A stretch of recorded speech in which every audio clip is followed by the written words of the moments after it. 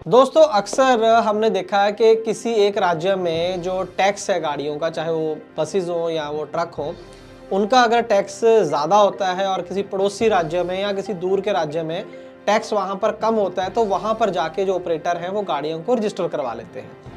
लेकिन इस बात की जो तकलीफ है वो जो पहले वाला जो राज्य होता है, जो होम स्टेट अगर कहें, उनको बहुत ज़्यादा तकलीफ इस बात से होती है। उनको लगता है कि हमारा रेवेन्यू जो है वो छीन लिया गया है ना, कि हमारी जो कमाई होनी थी वो कोई और स्टेट कैसे कर गई।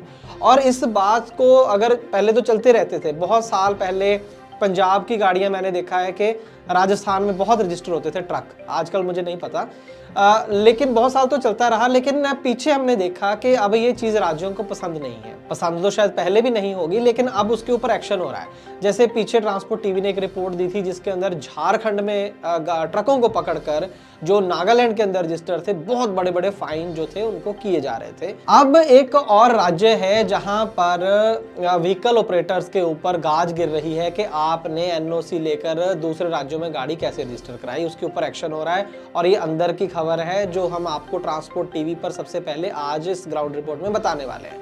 लेकिन उससे पहले मेरा एक सवाल है, जब ट्रक यूनियंस बनती हैं तो इंडस्ट्री को बहुत दिक्कत होती है और सरकार इंडस्ट्री के साथ जाके खड़ी हो जाती है कि आप लोग इकट्ठा कैसे हो गए, आप लोग कंपटीशन क्यों नहीं करते हो, आपने यूनियन कैसे बना ली, आप सब लोग compete करो, आप टेंडर भरो, ट्रांसपोर्ट का सबसे कम रेट वाले को इंडस्ट्री वाला कॉन्ट्रैक्ट देगा। आप लोग इकट्ठा नहीं हो सकते हैं, आप लोग ऐसे जबरदस्ती नहीं कर सकते इंडस्ट्री के साथ, है ना। ऐसा ही जनरली मोटे तौर पर हर राज्य सरकार का एटीट्यूड है।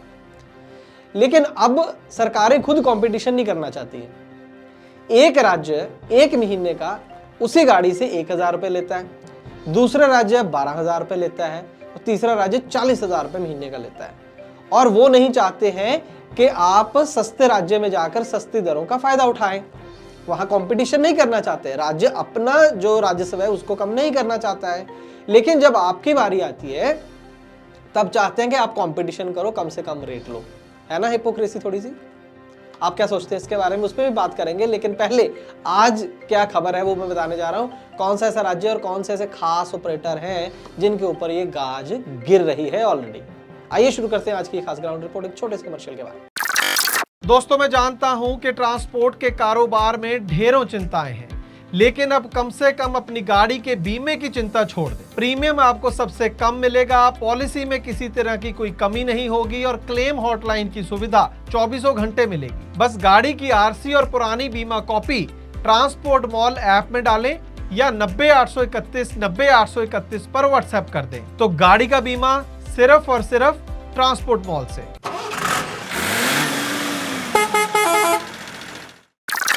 ट्रांसपोर्ट टीवी पर आपका स्वागत है दोस्तों, मैं हूं मनिंदर सिंह और आप देख रहे हैं ग्राउंड रिपोर्ट। दोस्तों जिस राज्य की मैं बात कर रहा हूं वो राज्य है राजस्थान, और जिन ऑपरेटर्स की मैं बात कर रहा हूं वो ऑपरेटर हैं टूरिस्ट बस ऑपरेटर। जी हाँ, कॉन्ट्रैक्ट कैरेज परमिट वाली जो गाड़ियां हैं उनकी मैं बात कर रहा हूँ। दोस्तों ये कोई सार्वजनिक ऑर्डर वहां पर पास नहीं हुआ, एक इंटरनल कम्युनिकेशन है जो ट्रांसपोर्ट टीवी के हाथ लगी और उसी बल पर हम आपको ये खबर दे रहे हैं। पुख्ता खबर है, मैं आपको ऑर्डर की कॉपी भी दिखाऊंगा। हुआ ये है कि बहुत सी गाड़ियां राजस्थान से एनओसी लेकर अरुणाचल प्रदेश और नागालैंड के अंदर रजिस्टर हो गई हैं, ठीक है, और ऑल इंडिया परमिट भी ले लिया उन्होंने। अब ऑल इंडिया परमिट आपको ये सुनिश्चित करता है कि आप देश के किसी भी कोने में गाड़ी कहीं भी ले जा सकते हैं।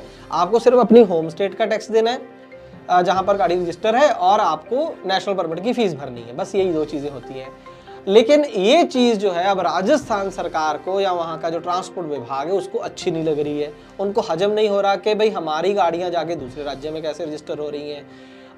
इसी बात को लेकर जो है एक एक्शन इंटरनली किया जा रहा है। एक सार्वजनिक ना होकर एक प्राइवेट ऑर्डर जारी किया जाता है आरटीओ उदयपुर के द्वारा, जिसकी कॉपी ट्रांसपोर्ट टीवी को हमारे सोर्सेज ने मुहैया कराई। आप देख सकते हैं ये 27/12 का आदेश है, कार्यालय आदेश है ये, और उदयपुर से जारी हुआ है। और इसके अंदर कहा गया है 27 दिसंबर से 30 दिसंबर 2022 तक विशेष अभियान संचालित किया जाता है। किस बात को लेकर? रीजन के समस्त जिला परिवहन अधिकारीगण एवं परिवहन निरीक्षक उप निरीक्षकों को निर्देशित किया जाता है कि उक्त अवधि में ये सुनिश्चित करें कि एनओसी लेकर अन्य राज्यों में पंजीकृत वाहनों का राज्य में संचालन नहीं हो। समझ रहे हैं, यहां से एनओसी लेकर बाहर के राज्यों में जाकर रजिस्टर हो गए, उनका राज्य में संचालन ना हो, ये तो अपने आप में इलीगल लाइन है। आप कैसे कर सकते हैं?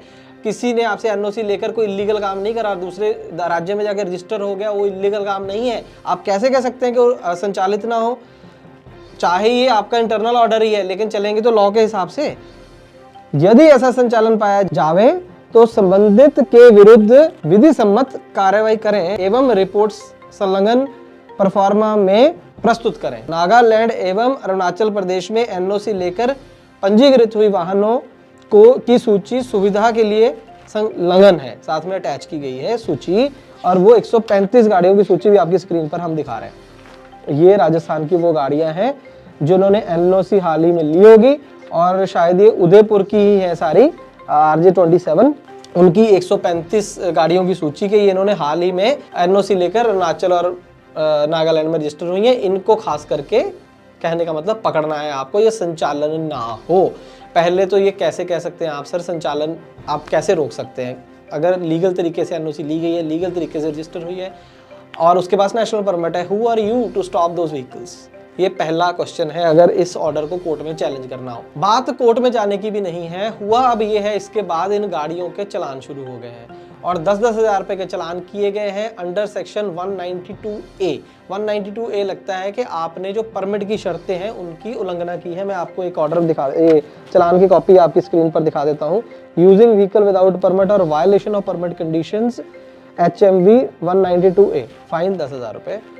तो इस तरीके से इन गाड़ियों के चलान शुरू हो गए। हो सकता है सारी 135 के कर दिए गए हों, हो सकता है आधी के हुई हों या ज़्यादा के, मुझे पता नहीं है उसके बारे में, लेकिन कुछ गाड़ियों के हुए हैं जिसमें से एक गाड़ी का जो ये चलान हम आपको दिखा रहे हैं। अब यहाँ पर अगर हम टेक्निकली बात करें तो परमिट की कंडीशन फॉलो नहीं है, कुछ भी आपने चलान हाथ में थमा दिया। तो मेरा पॉइंट पहला ये था कि इसमें इलीगल क्या है, ये इनको साबित करना चाहिए ट्रांसपोर्ट डिपार्टमेंट को।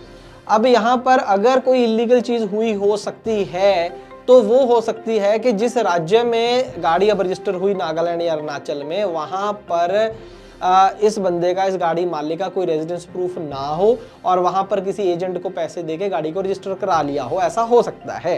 लेकिन ये इलीगैलिटी हुई है उस राज्य में, तो वो राज्य अगर चाहे तो इनके ऊपर कोई कार्रवाई कर सकता है कि भाई दिखाओ तुम्हारे रेजिडेंस प्रूफ, दिखाओ तुम्हारा आधार कार्ड वगैरह तुम दिखाओ।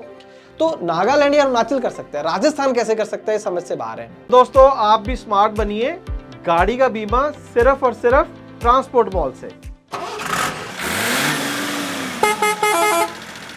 लेकिन अब यहाँ क्या है कहानी कि बहुत ही स्मार्ट मूव करी गई है राजस्थान ट्रांसपोर्ट डिपार्टमेंट, चाहे झारखंड वाले भी हों, उन्होंने भी जो पीछे खबर थी ट्रकों को पकड़ रहे थे और इससे मोटे चलान हो रहे थे। अब उसमें क्या है कि ऑपरेटर्स के चलान करना शुरू कर दो, थोड़े थोड़े दिनों बाद चलान करो। अब क्या करेगा ऑपरेटर के पास, क्या ऑप्शन है, या तो चलान भरेगा या कोर्ट में जाएगा। तो हो सकता है कोर्ट में जाके कोर्ट पूछ ले कि भाई दिखाओ तुम्हारे वहां पर क्या प्रूफ है तुम्हारे पास, है ना। वो पूछ भी सकते हैं, पूछ नहीं भी सकता है। तो हो सकता है उस डर से ऑपरेटर कोर्ट नहीं जा रहे। लेकिन यहां पर अगर आपने प्रॉपर वहां पर गाड़ी रजिस्टर करी है, वहां पर आपके प्रूफ हैं, तो बिल्कुल ये चलान मेरे हिसाब से it should be challenged in court. ये कोर्ट में जरूर जाके एक बार चैलेंज करना चाहिए, उसके बाद जो कोर्ट फैसला करे वो बिल्कुल सिर माथे है, वो मानना चाहिए। लेकिन लगता ये है कि इस केस में कोई भी जो होम स्टेट है, राजस्थान की बात नहीं सिर्फ, वो कुछ नहीं कर सकती, इसमें कोई वायलेशन नहीं है। अगर आपकी किसी दूसरे राज्य में गाड़ी रजिस्टर है और आपके पास ऑल इंडिया नेशनल परमिट है तो आपको कोई रोक ही नहीं सकता गाड़ी चलाने से। लेकिन ये एक तरीके से मैं क्या बोलूँ, इसको इनडायरेक्टली लीगल रूप से जोर जबरदस्ती की कोशिश है, और ये तब तक चलती रहेगी जब तक आप इसको कोर्ट में चैलेंज नहीं करेंगे। तो ये जो 135 गाड़ियां ये सिर्फ उदयपुर रीजन की हैं। जो हमारी बात हुई है आरटीओ साहब से इसके बारे में, तो वो कह रहे हैं कि आप उन लोगों का साथ दे रहे हैं जो टैक्स चोरी कर रहे हैं, हम वो राज्य को नुकसान हो रहा है एंड ऑल दैट। वो अपनी बात पे नहीं आ रहे हैं। जब हमने क्लियर कट पूछा कि कौन सी वायलेशन हुई है तो उसका उन्होंने कोई सीधा सीधा जवाब नहीं दिया। उन्होंने कहा आप पढ़ लीजिए। हमने पढ़ा, हमें तो नहीं समझ में नहीं आया, हो सकता है हमारी बुद्धि कम हो। तो ये कोर्ट ही बता सकती है कि किसकी बुद्धि ज़्यादा है, किसकी बुद्धि कम है, लेकिन उसके लिए ऑपरेटर को इकट्ठा होना पड़ेगा, वहां पर जाके अपील करनी पड़ेगी, नहीं तो ऐसे चालान होते रहेंगे, आप चालान भरते रहेंगे। आरटीओ उदयपुर। हाँ जी बोलिए। सर एक नोटिफिकेशन जारी हुआ था उदयपुर से, लिस्ट में 135 बसें हैं। सर मुझे इतना जानना है कि ये कौन सा एमवी एक्ट है जो बोल रहा है कि अगर आप मतलब राजस्थान के हैं रहने वाले तो आपको राजस्थान से रजिस्टर करवाना पड़ेगा। कौन सा एक्ट? मतलब जहाँ जहाँ बिजनेस करता है वहीं रजिस्टर्ड होता है, एक्ट में प्रावधान है यही। अच्छा ये जी। बताओ, आप तो उससे क्या है, मैंने आदेश निकाला उसकी बात कर रहे हो ना, आप तो वायलेशन है तो वायलेशन का तो कार्रवाई, रूटीन की कार्रवाई है, इसमें क्या बात है। और यहाँ पर जो बड़ा मुद्दा शुरू में मैंने उठाया था वो ये कि आप अपना जो रेट है उसको कम क्यों नहीं करते हैं, क्यों जाए आपके दूसरी स्टेट में, क्यों जा रहा है ऑपरेटर, क्योंकि आपके रेट में बहुत ज्यादा कहीं अंतर होगा। 1000-2000 रुपए के लिए मुझे नहीं लगता कोई ऑपरेटर जाएगा। कितना अंतर है वो भी मैं आपको दिखा देता हूँ। जो जानकारी हमें मिली है, मैं तो खुद हैरान हो गया। मैंने अपनी टीम को बोला कि इसको 2 बार चेक करो, 4 बार चेक करो, मुझे यकीन नहीं हो रहा। लेकिन जो तथ्य सामने रखे गए हैं, जो ऑपरेटर्स ने बताए हैं, वो ये है। आप बता दीजिएगा अगर कोई गलती है तो कमेंट सेक्शन में। जो राजस्थान के अंदर स्पेशल रोड टैक्स लिया जा रहा है इन कॉन्ट्रैक्ट कैरेज बसेस से, ये इनकी सीटें नहीं पता, मतलब चलो सबसे ज्यादा सीटों वाली आप गाड़ी मान के चलो, 39,440 रुपए मंथली टैक्स है। 40,000 रुपये मान लो, इसमें 600 रुपए का फर्क है, तो साल का हो गया 4,80,000। और 3 लाख का बंदा ले आपसे नेशनल परमिट, 3 लाख रुपए उसका हो गया, और 7,80,000 रुपए साल का। इट्स टू मच, मतलब बहुत ज्यादा। किसी के लिए कैसे प्रॉफिटेबिलिटी आएगी मुझे तो समझ से बाहर है। और इसके कंपैरिजन में आप अब देखें, दूसरे राज्यों को देखें, नेशनल परमिट तो सभी के लिए सेम है, उसको छोड़ देते हैं, हम सिर्फ कंपेयर करते हैं स्टेट टैक्स को। राजस्थान का है 39,440 रुपए महीना, उत्तर प्रदेश का है 12,000 रुपए महीना, मध्य प्रदेश का 16,000 रुपए महीना, और नागालैंड और अरुणाचल प्रदेश का 1,000 रुपए महीना। सर 1,000 रुपया, मतलब एक तरफ आपको साल का 12,000 देना है नागालैंड में, और यहाँ पर देना 4,80,000। सर माफ कीजिएगा, मैं किसी एक बंदे को नहीं कह रहा, किसी मंत्री साहब की खुद की गाड़ियां हों, वो क्या करेंगे आप खुद ही देख लेना, या किसी ऑफिसर की भी रिश्तेदार की गाड़ियां चलती होंगी, तो इतना ज्यादा फर्क है बंदे का। बिजनेसमैन को तो ये देखना है मेरा खर्चा कहाँ कम होगा, है ना, और मैं मुझे इलीगल भी कुछ नहीं करना है, तो इतना बड़ा गैप तो नहीं होना चाहिए ना। एक ही देश है, 12,000, 16,000, 40,000, 1,000। और यहाँ पर मेरी तो एक और दरख्वास्त है कि जब बंदे ने नेशनल परमिट ले लिया भाई, तो होम स्टेट को क्यों टैक्स दे वो, तो उसका मतलब क्या रह गया नेशनल परमिट का? 3 लाख वहां दे और 4,80,000 अपनी स्टेट को दे। आप 3 लाख में से जो हिस्सा बनता है होम स्टेट को ज्यादा दे दो, ये सारा केंद्र के पास पैसा जाता है और उसके बाद राज्यों में बांट दिया जाता है, तो उसमें उस राज्य को ज्यादा दे दो, और दिया भी जाता है। जिस राज्य को पहले राजस्व ज्यादा बनता था उसको ज्यादा हिस्सा दिया जाता है, उसके बावजूद वो स्टेट अपना अलग से भी ली जा रही है, तो क्या पॉइंट है इस बात का? ये समझ से परे है। नेशनल परमिट की मैं तो ये कहता हूँ कि थोड़ी फीस और बढ़ा लो, लेकिन स्टेट का टैक्स ही खत्म करना चाहिए। तब जब ऐसा होगा तो फिर कोई भी अपनी स्टेट छोड़ के दूसरी स्टेट में नहीं जाएगा। आपकी क्या राय है? यहाँ पर 2-3 मैंने मुद्दे उठाए हैं। पहला ये मुद्दा मैंने उठाया कि क्यों ना स्टेट टैक्स ही खत्म कर दिया जाए, नेशनल परमिट की फीस थोड़ी और बढ़ा लो, नेशनल परमिट की गाड़ियों के लिए बोल रहा हूँ। एक तो ये हो गया। दूसरा ये हो गया कि कंपटीशन जब आप चाहते हैं कि ट्रक वाला तो आपस में करे, बस वाला भी करे, लेकिन फिर राज्य क्यों ना करे? मैं आपको यहाँ पर एक और एग्जांपल दे देता हूँ।